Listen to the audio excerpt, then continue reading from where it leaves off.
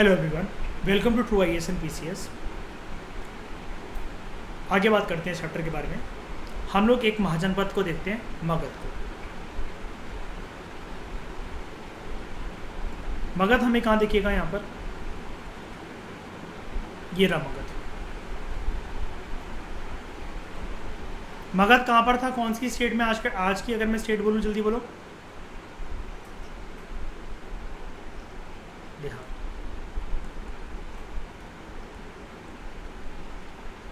बिहार। तो Magadh became the most important mahajanapada in about 200 years. मतलब ये जनपद होगा, यहाँ के रूलर्स इतने ताकतवर 200 साल के अंदर ही अपने आप को महाजनपद में कन्वर्ट कर लिया। अब आप कहोगे ये क्या कम साल है, लेकिन एज़ कम्पेयर टू दूसरे महाजनपद ना 15 की कंपैरिजन में इसने काफ़ी जल्दी प्रोग्रेस पाई।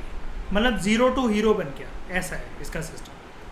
बड़ी सारी जो रिवर्स थी यहाँ पर, जैसे गंगा और गंगा की बड़ी सारी ट्रिब्यूटरीज, सोन वगैरह, वो मगध से बहती थी। अब ये वाली लाइन क्यों लिखी हुई है यहाँ पर कि नदियों का एकदम से मतलब ये जिक्र क्यों कर दिया गया? ये ना मगध में बड़ी मदद करती थी transportation of goods and man and material के लिए, वाटर सप्लाई करने के लिए, और ऑब्वियसली बात है पानी का सबसे इंपॉर्टेंट काम एंशिएंट इंडिया के अंदर for irrigation to make the land fertile. Magadh के कुछ जो पार्ट थे वहाँ पर जंगल बड़े सारे थे। अब ध्यान से सुनना, ये वाली कहानी अशोका में भी काम आएगी। जो हाथी वगैरह जंगलों में रहते थे उनको कैप्चर करा जाता था और ट्रेन करा जाता था आर्मी में उनको शामिल करने के लिए। अब हाथी की इंपॉर्टेंस क्या थी? अगर आपसे हिस्ट्री में ये वाला क्वेश्चन आ जाए कि एलिफेंट्स की वॉरफेयर के एलिफेंट्स की इंपॉर्टेंस वॉरफेयर में एंशिएंट इंडिया में एकदम से क्यों बढ़ गई? युद्ध में अगर हाथी के ऊपर अगर कोई बैठा है राजा, तो वो एक मैक्रो व्यू काफ़ी अच्छे से ले सकता है पूरी बैटलफील्ड का। और हाथी की जो प्रोमिनेंस है ना, हाथी की जो प्रोमिनेंस है वो बढ़ती ही चली गई। आप मेडिवल इंडिया देख लो, फर्स्ट बैटल ऑफ पानीपत देख लो, कुछ भी देख लो, हाथी तो यूज़ होते ही होते थे। Forest also provided would for building houses, carts और चैरियट्स, रथ वगैरह बनाने के काम आते थे। बिसाइड्स बड़े सारे रीजन में यहाँ पर माइंस मिलते थे जहाँ पर आयरन ओर मिलता था और इसको निकाला जाता था, एक्सकावेट करा जाता था स्ट्रॉन्ग टूल्स एंड वेपन्स बनाने के लिए। यानी कि आयरन की डेवलपमेंट ने काफ़ी ज़्यादा हेल्प करी। एक तो जैसा कि हमने पढ़ा खेती बाड़ी में, जब खेत क्लियर होने लग गए, मतलब फॉरेस्ट जब क्लियर होने लग गए और प्लोशेयर जो आयरन का आया, इसकी वजह से सॉइल जो अपटर्न होने लगा, तो यानी कि इसका क्लियर होना, खेती बाड़ी का ज़्यादा बनना, तो प्रोडक्शन मतलब बूम कर जाना, double x amount, triple x amount, 4 गुना 9 गुना प्रोडक्शन बढ़ जाना, जिसकी वजह से जो जनसंख्या बढ़ती चली जा रही थी वो फीड हो पा रही थी।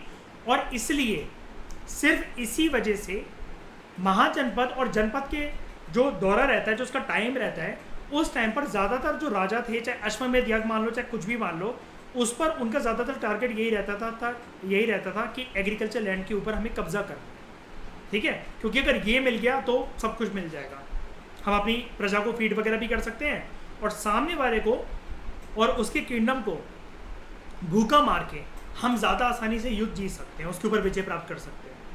मगध में यहाँ पर 2 पावरफुल रूलर थे, जैसे कि मैंने आपको बताया। मगध के ऊपर एक अलग से क्वेश्चन आ सकता है।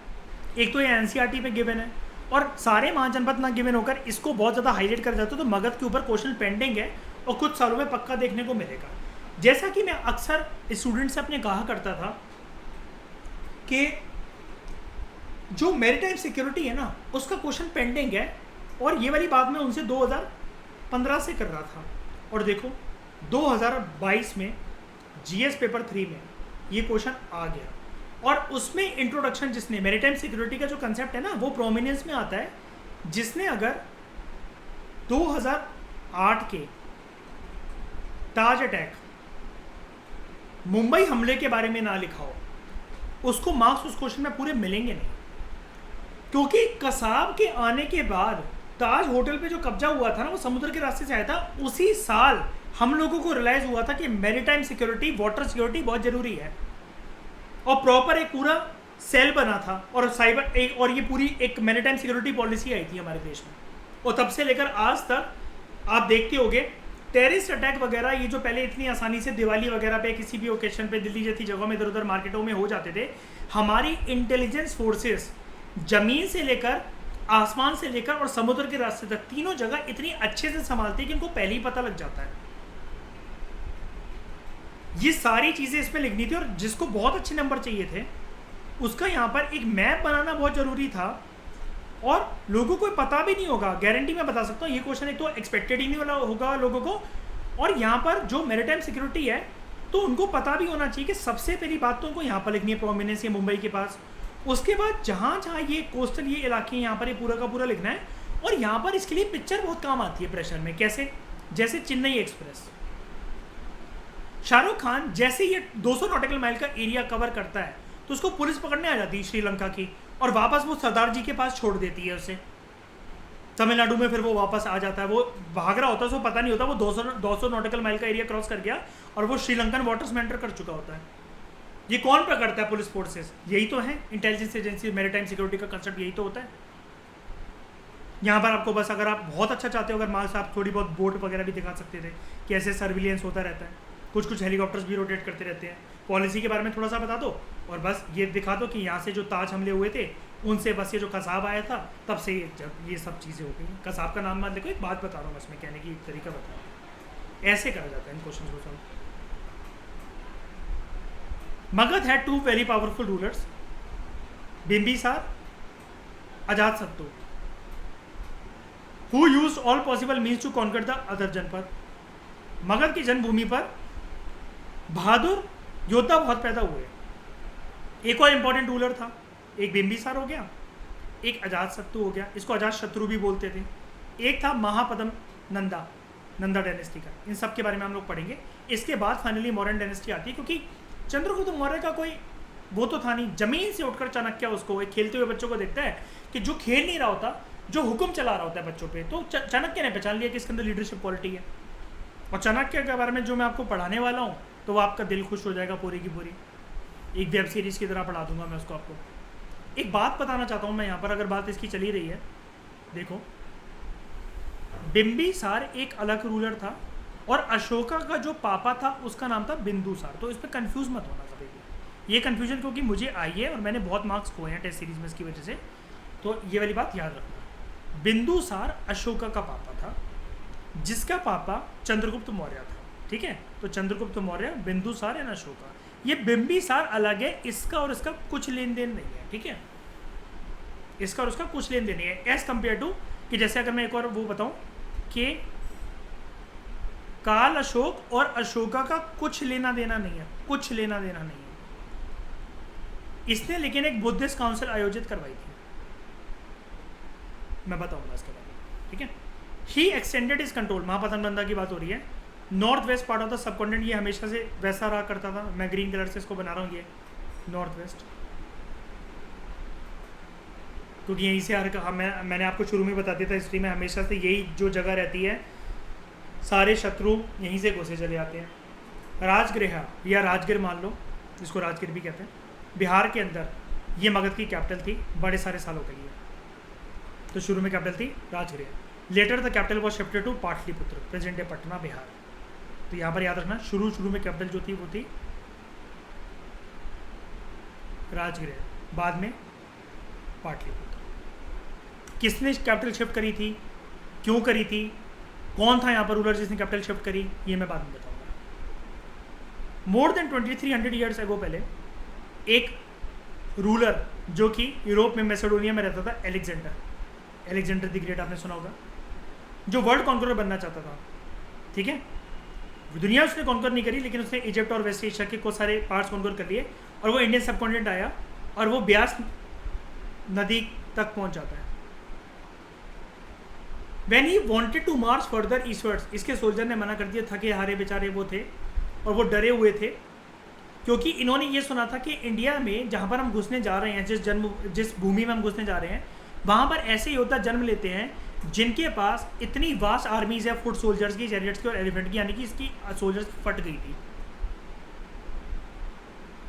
तो मगध के बारे में कुछ छोटी सी मैंने आपको ट्रेलर दिखाया, डिटेल में बात तमिलनाडु बस एनसीईआरटी आने दो, बहुत डिटेल में बात होने वाली है इसके बारे में। दूसरा वज्जी, मगध एक पावरफुल किंगडम था, वज्जी भी एक पावरफुल महाजनपद था, किंगडम था इसके पास भी। इसकी कैपिटल थी वैशाली बिहार के अंदर, और यहाँ पर एक अलग फॉर्म की गवर्नमेंट थी नोन एज गण और संघ। क्या होता है ये? गण एक टर्म यूज करी जाती है ग्रुप के लिए जहाँ पर बड़े सारे मेंबर्स होते हैं। संघ का मतलब होता है एक ऑर्गेनाइजेशनल एसोसिएशन। जो बुद्धा और महावीर थे वो इन्हीं प्रकार की ऑर्गेनाइजेशन से रिलेटेड थे। ये वाली बात याद रखना, फिल्म्स के अंदर क्वेश्चन आ सकते हैं। गण और संघ में there was not one but many rulers, यानी कि एक इसकी खास बात ये आपको लग रहा होगा इसमें क्या बात है, गण संघ तो हम ये पढ़ चुके हैं वैदिक एज में, या फिर वैसे भी हम देख चुके हैं इसको हिस्ट्री में कई बारी। यहाँ पर दोस्तों एक अलग बात ये है कि इस टाइम के अंदर जब भी गण संघ वर्ड आपको एंशिएंट हिस्ट्री में दिखे तो एक बात आप आज की डेट में फ्रेश तरीके से जान लो, हमेशा जब भी ऐसी कोई सभा होती है तो उसका पक्का कोई ना कोई प्रेसिडेंट तो ज़रूर होता है उस सभा के अंदर, जो कि डिसीजन मेकर होता है, यानी कि 1% टेक्स द डिसीजन और दूसरे होते हैं वहाँ पर मेंबर। लेकिन यहाँ पर all members served as president या फिर किंग, ये वाली बात याद रखो। Sometimes even thousands of man rule together, each one was known as raja. देख रहे हो, ये सारे एक साथ रिचुअल परफॉर्म करते थे, असेंबलीज में मिलते थे और ये डिसाइड करते थे क्या इनको करना है, डिस्कशन और डिबेट करके। फॉर एग्जाम्पल, अगर किसी शत्रु के द्वारा अटैक करे जा रहे हैं, they met to discuss what should be done to meet the threat combined तरीके से। यानी कि अगर मैं इसको कोल्ड वॉर से कनेक्ट करके अगर आपको बताऊं, नेटो और वॉर्सो पैक्ट जो मैंने आपको पढ़ाया, एक बात मैंने बताई थी, इसका और इसका एक मैंडेट था।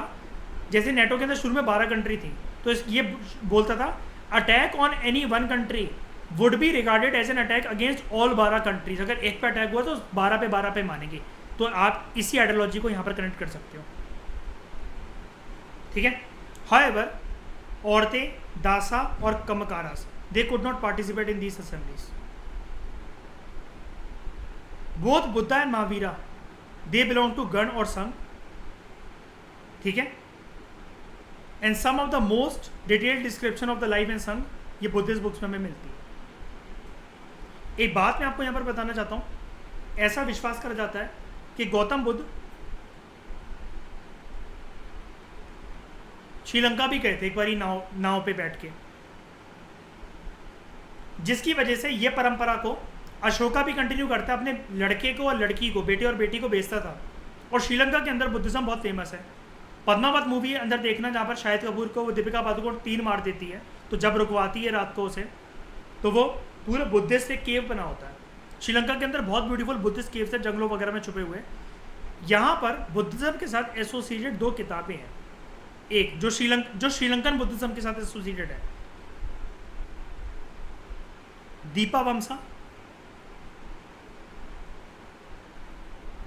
एंड महावमसा, ये 2 याद रखना। ये श्रीलंकन बुद्धिज्म के साथ एसोसिएटेड किताबें हैं। डिटेल में इसके बारे में पढ़ाऊंगा इनके अंदर क्या था। अब ये एक अकाउंट दे रखा है आपको वज्जीज का, एक बुक है दिग्निकाय, बुद्धिस्ट बुक है। उसके अंदर इस बात का जिक्र है, जो कि बुद्धा की कुछ स्पीचेस, जो मतलब वो वचन बोलते थे, प्रवचन बोलते थे, स्पीच वगैरह को डिनोट करता है। These were written down about 2300 years ago. इससे हमें मतलब नहीं है। हम दिग्निकाय आपने जान लिया, बुद्धिस्ट बुक है जिसके अंदर बुद्धा की फेमस स्पीचेस वगैरह हुआ करती हैं, जो कि उनका ज्ञान था, प्रवचन थे। इसको रिटन डाउन करा गया प्रिजर्व करने के लिए। यहाँ पर देखो, अजात शत्रु और वज्जीज के बारे में कुछ लिखा हुआ है। अजात शत्रु वज्जीज को अटैक करना चाहता था। उसने अपना एक मिनिस्टर वसाकारा बुद्धा के पास भेजा, उनकी इस मैटर पे एडवाइस लेने के लिए कि हम वज्जीज पे अटैक करने का सोच रहे हैं, हम क्या करें। यानी कि यहाँ पर आपको क्या दिख रहा है, मगध जो है, आपने देखा ना, अजातशत्रु कहाँ पर है, यहाँ पर देखो, मगध का एक रूलर दूसरे महाजनपद पे वज्जीज पे अटैक करना चाह रहा है। ऐसा बोल सकता हूँ मैं इसको,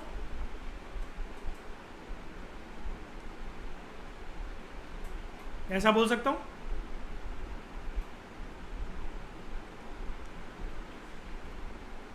बुद्धा की एडवाइस लेने भेजा अजातशत्रु ने, यानी कि मगध जो है वो गौतम बुद्ध की हेल्प चाह रहे हैं, ठीक है। अब मेरी बात ध्यान से सुनना, जो बात यहां मिलेगी यूपीएससी की किसी बुक के अंदर नहीं मिलने वाली ये हिडन बात, and this question is pending, और मेंस के अंदर गेम चेंजर क्वेश्चन हो जाएगा तुम्हारा ये। मेंस के अंदर इतने नंबर दिलवाएगा कि उस साल सिलेक्शन हो ही जाएगा अगर ये क्वेश्चन आ गया तो, क्योंकि बाकी लोग अटेंड ही नहीं कर पाएंगे इस क्वेश्चन को। बुद्धा ने सबसे पहले ये पूछा कि वसाकार मुझे ये बताओ, तुम और अजातशत्रु मुझे ये बताओ, सबसे पहले मैं तुम्हें एडवाइस करता हूँ कि वज्जिस को तुम्हें अटैक करने तो रणनीति क्या होनी चाहिए, लेकिन उससे पहले मेरे कुछ सवालों का जवाब दो। बिल्कुल ध्यान से पैने कानों से मेरी बात सुनना और पैनी नज़रों से इसको देखो ज़रा। क्या वज्जिस फ्रीक्वेंटली फुल असेंबली में मिलते हैं?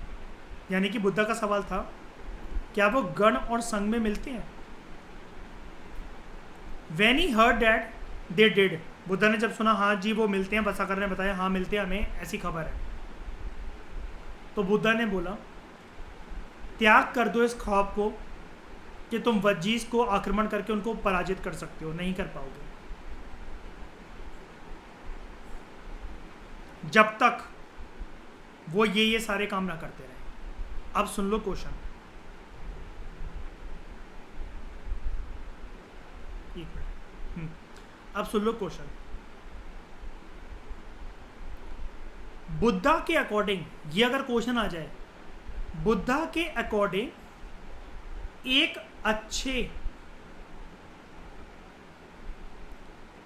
संघ और गण की परिभाषा क्या होती है? मतलब मैं असेंबली में मिल रहा हूं तो क्या मैं सबको हरा दूंगा? मतलब इसका मतलब से बुद्धा ने यही तो पूछा कि अब असेंबली के अंदर मिल रहे हैं कि नहीं मिल रहे हैं। लेकिन बुद्धा जो थे, आप जानते हो यार भाई, बुद्धा कोई छोटी मोटी बात तो करेंगे नहीं।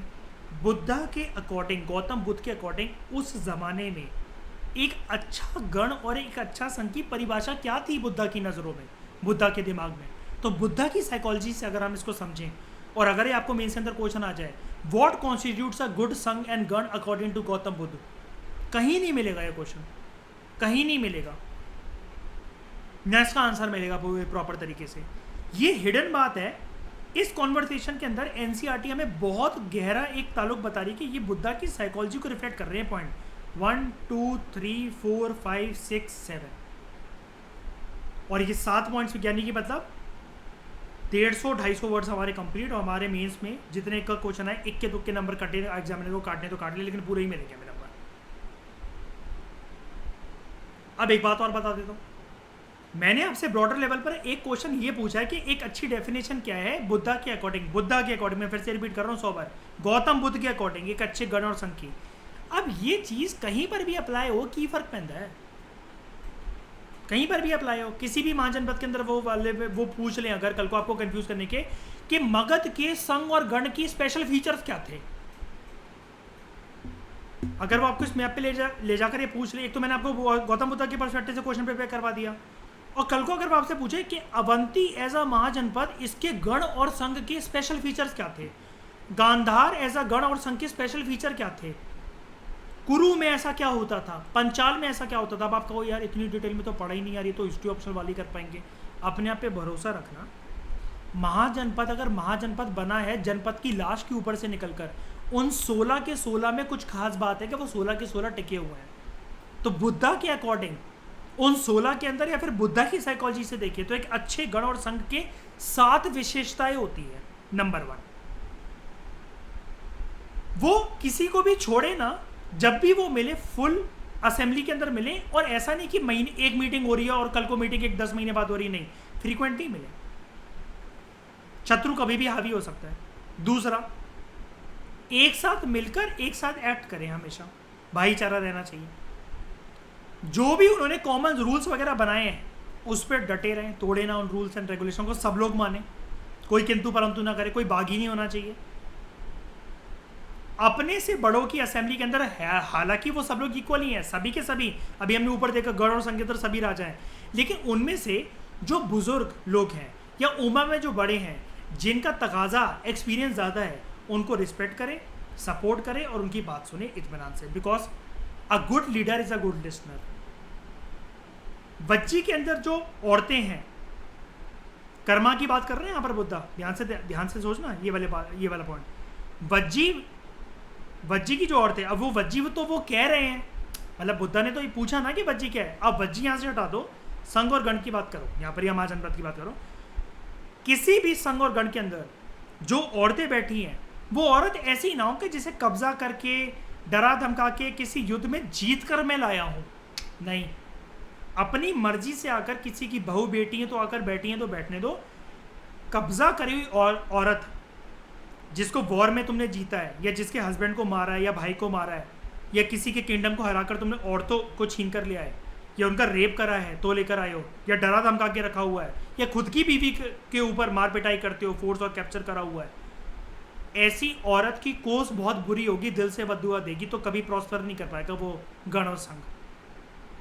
औरतों को कभी फोर्स और कैप्चर करके ना रखो। चैत्यास, लोकल श्राइन्स, ये टाउन और विलेजेस में मेंटेन करें जाएं उस गण और संघ के द्वारा। ये चैत्यास का स्ट्रक्चर मैं आपको बताऊंगा स्तूपा में जब मैं आपको पढ़ाऊंगा। और जो ज्ञानी, जो संत महात्मा हैं, जिनकी अलग अलग सोच विचार है, उनको रिस्पेक्ट करो। तुम्हारे प्रदेश में जब वो एंटर करना चाहते हैं उनको अपनी मर्जी का मालिक रहने दो, और जब वो छोड़कर जाना चाहें उनको अपनी मर्जी का मालिक रहने दो, फ्री तरीके से। उनका ज्ञान अच्छा लग रहा है तो उनको पकड़ के मत बैठ जाओ कि हम आपको जान ही नहीं देंगे, अब तो हमारे कोर्ट में आप रहोगे। अगर उनका ज्ञान नहीं अच्छा लग रहा, उन्होंने बोल दिया तुम्हारा विनाश वो है, तो चिढ़कर उनका गिलोटीन मत करवा दो। ये एक विशेषता है कि बुद्धा ने बोला अगर कोई गण और संघ अगर ऐसी ये इन प्रिंसिपल्स पे, इन रूल्स एंड रेगुलेशन पे चल रहा है, और वज्जी करता था ये वाला काम उस ज़माने में, तो उन्होंने बोला इसको वसाकारा को कि एक अच्छे गण और संघ की डेफिनेशन देखो ये होती है, मेरे अकॉर्डिंग परिभाषा ये होती है, अजात शत्रु जी को बोलो वो खौफ त्याग दें, वज्जी को हराना नामुमकिन है तुम लोगों के लिए। जो राजा थे पावरफुल किंगडम के, वो संघ को कॉन्कर करने की कोशिश करते थे, लेकिन ये संघ और गण फिर भी काफ़ी लंबे टाइम तक टिकी रही। आज से 1500 साल पहले जब जो लास्ट और संघ और गण था, इनको कॉन्कर कर लिया गया गुप्ता रूलर्स के द्वारा, मतलब सारे रूलर्स के ऊपर कब्जा करने की कोशिश जब ये करी गई। उसके बाद ग्रीस और एटलस में क्या चल रहा था, अराउंड 2500 साल पहले जो लोग थे एथेंस के, उन्होंने गवर्नमेंट की निर्माण करा, डेमोक्रेसी, जो कि 200 साल तक टिकी रही। ऑल फ्री मैन, जिनकी ये 30 साल से ऊपर थी, इनको फुल सिटीजन माना गया, यानी कि सारे राइट्स इनको मिलेंगे। यहाँ पर एक असेंबली होती थी जो कि एटलीस्ट एक साल में 40 बार मिलती थी to decide on the important matters. सारे के सारे जो सिटीजन्स थे वो इस मीटिंग को अटेंड कर सकते थे। अपॉइंटमेंट यहाँ पर करी जाती थी बड़ी सारी पोजीशन की थ्रू लॉटरी सिस्टम। याद है हमने वैदिक एज के अंदर पढ़ा था, एक लड़का आता था, वो घड़े में से एक चिट्ठी निकालता था और फिर पोस्ट मिलती थी। सिमिलरली यहाँ पर ऐसा हो रहा है, those who wanted to be chosen अपना नाम दे सकते थे और लॉटरी से सिलेक्ट होंगे। सिटीजन्स को एक्सपेक्ट करा जाता था कि वो आर्मी और नेवी में सर्व करेंगे। वेमेन को सिटीजन नहीं माना जाता था। बड़े सारे जो फॉरनर्स थे, those who lived and worked in Athens as merchants and crowd person, इनके पास राइट नहीं थे सिटीजन्स के।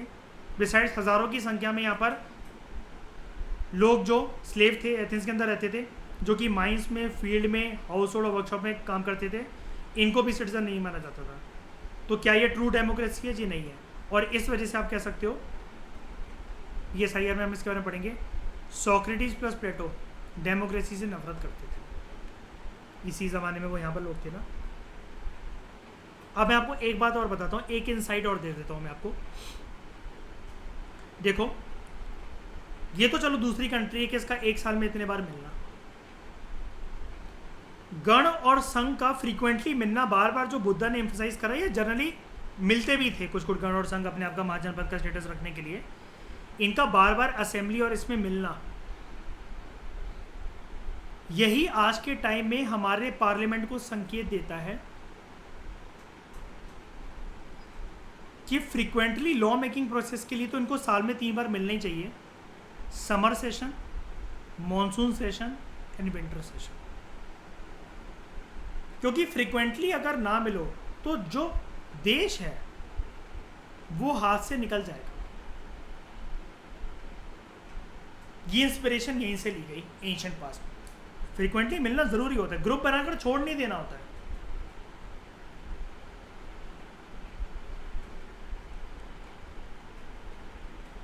तो काफ़ी डिटेल तरीके से हमने इसको कवर करा। चैप्टर हमारा ओवर हुआ। Thank you very much for discussion.